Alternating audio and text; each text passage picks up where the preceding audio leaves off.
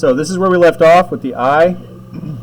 You can't really see it very clearly on here, but the eye usually, if you wanted to see the white of the eye as a negative space, that might help you. You want to try to capture a little bit of highlight in the eye. Outline that first, and then the pupil is going to be a solid dark right around that. Now, we need to place the ear. This is hugely important, okay, so that you don't chop off the back of the head. Some of you guys, I went around and looked at your drawings.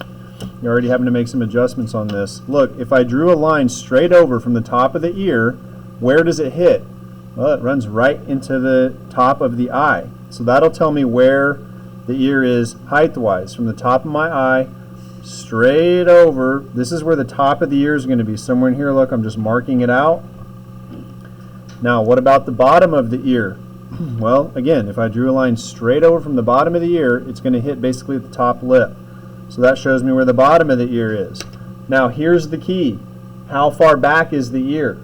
The number one mistake students make is they put the ear way up front, like growing out of the cheek, because they don't see all of this space as important. Remember this measurement from the eye to the chin is the same as the eye to the back of the ear. See that? Again, eye to the chin, same as the eye to the back of the ear. So, I'll measure it out here. From eye to the chin, eye to the back of the ear. Make a little mark. Now I know exactly where the ear is going to be. It's going to be this far back. It's going to be that high and that low. Hopefully you've already taken a measurement on the top of your head. I saw someone over here did one where the features looked great, but it had a JDLR on it. That just don't look right because they cut off the top and the back of the head. So remember, take this measurement from the eye to the chin is the same as the eye to the top of the head. Have I done that? So if something looks funny about yours, check and make sure that you've drawn as high up on the head as you're supposed to and put the ear back as far as you're supposed to. What is the ear? Simply a contour that angles down like this. So you ought to be able to, match those contours. A few contours in here, a few contours in there. This, what is this? A contour. You might see this as a negative shape, whatever you need to do to capture that. Basic contours there. Took my eraser off. Now for the hair, don't try to draw every bit of the hair. Just try to get the character or the outline of the hair. For example, on mine, it just basically, there's a little line that comes up like this, and then, what's left of the hair is something like this. So you can get the general character and general shape of the hair, especially on ladies or even guys that have long hair.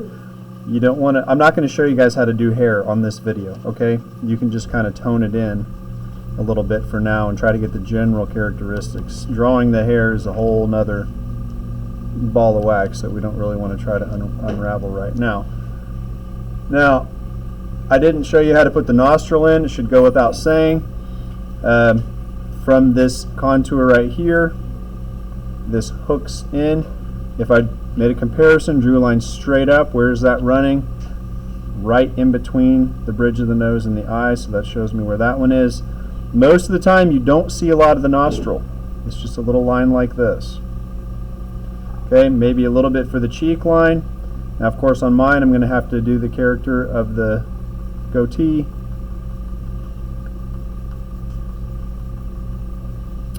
And then after this you're going to start doing the tonal variations, like the highlights on the head and on the face and stuff. Target the big areas of shadow and light. So there's obviously a big area of shadow right here. Without even adding anything else on, I can just go ahead and take my finger or blending tool. Maybe I want to add a little bit more of a shadow there.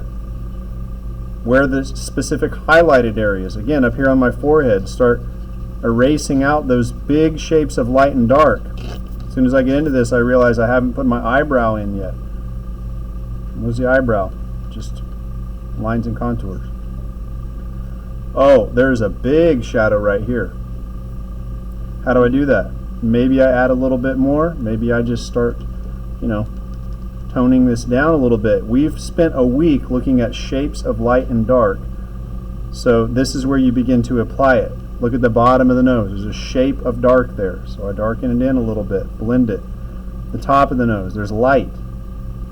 So begin to pull out the highlights and darken in the shadows, and you'll be amazed at how easily something starts coming together looking lifelike. Erase out the background, and then put all the little details in that you can. We'll spend some time fine-tuning that drawing, but that's the basics of it. I'm definitely going to want to try to get a little bit of this indication of the shoulders, the neckline. That'll be a more lifelike rendition. We'll come back and finish that drawing in a little bit.